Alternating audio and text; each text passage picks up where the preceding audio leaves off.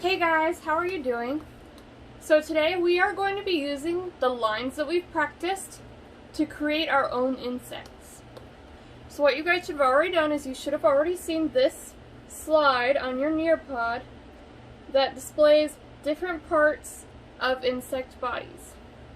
So we have the actual the main bodies here, we have our different mouthpieces, we have different legs, wings, different types of spots, antennae, and then habitats, right? So what you're going to do is you are going to observe the different lines that are used to create the different pieces of the bug and use those to design your own bug, right? For example, I'm going to do my own bug here, right? So I'm going to set this down so I can see and draw at the same time. So, I like bugs that are more like moths or butterflies. So, I am going to choose the body type I like first. And each of these body types is a little bit different. We have some with curved lines, we have some with wavy lines. We don't really have any with zigzags going on, but that's okay. We've got straight lines on some of their bodies. So what you're going to do is you're just going to pick which body type you want for your bug. So we've got beetle bodies, we've got flying bug bodies, we got ant type bodies. So I think I kind of like this one right here. So I'm going to attempt to draw that. So I'm going to start one piece at a time using my lines and using shapes as well. So it looks like there's a lot of circles in this one, or ovals. So I'm going to start there. I'm going to start with the two eyes, and they're on opposite sides. And I'm going to use a curved line to make the head, because that's what it shows here. There's a curved line connecting the two eyeballs. And then on the bottom, another curved line.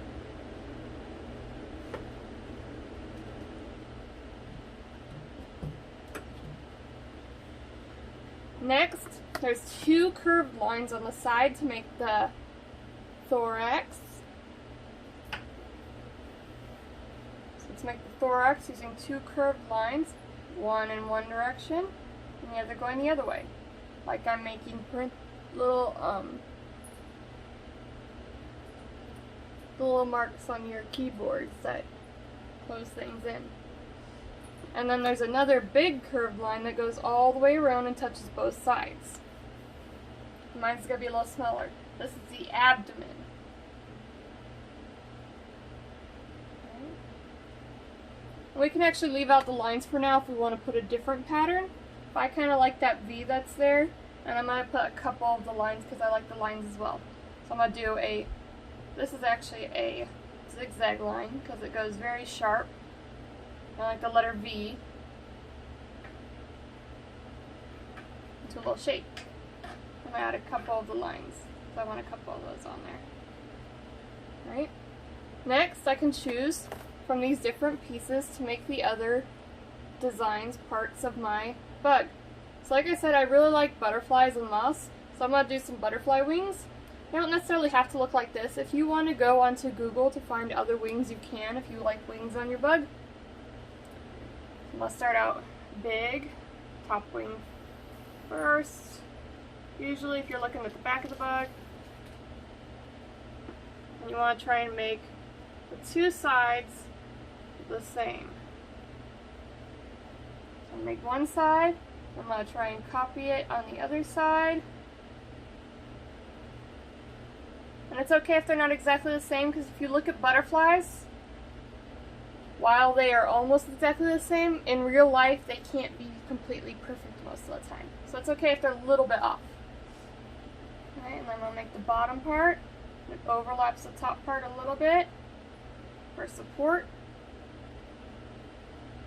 And I'm using a sort of curvy, wavy line going on to make my wings.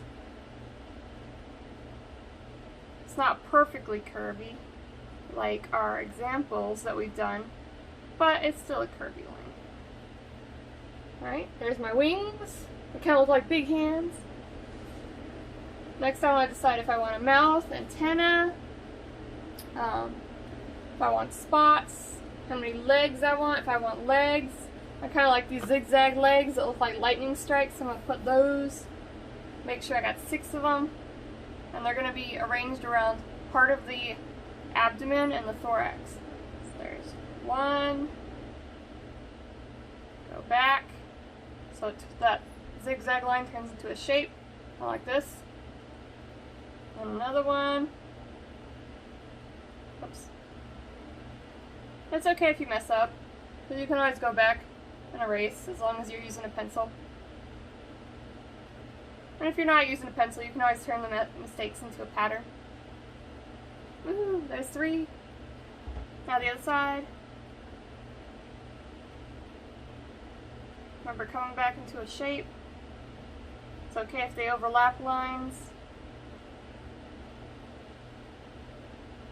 Because maybe the legs are see-through.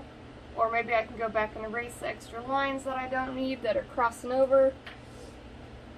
Alright, next, for my mouth, I kind of like butterfly mouths because they're not so intimidating, they don't sting, and they look like little straws. So I'm going to use a spiral line, make a little tongue. Alright, next is the antenna, because all bugs have antenna, or at least if they haven't lost them anyway.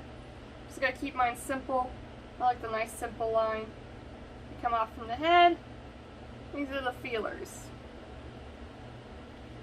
And actually, I'm gonna add a little bit to this, because if you ever look at butterfly feelers, they look like little feathers.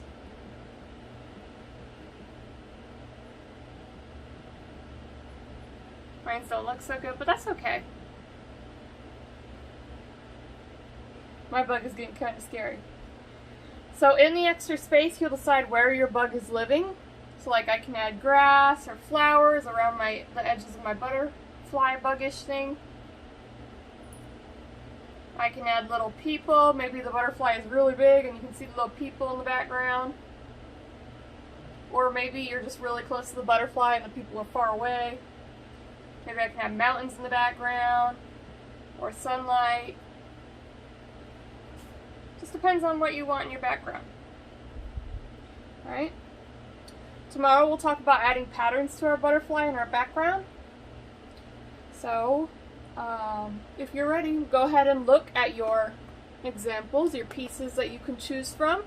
You can also look online for more options, and then start creating your bug. Remember, you don't have to copy mine.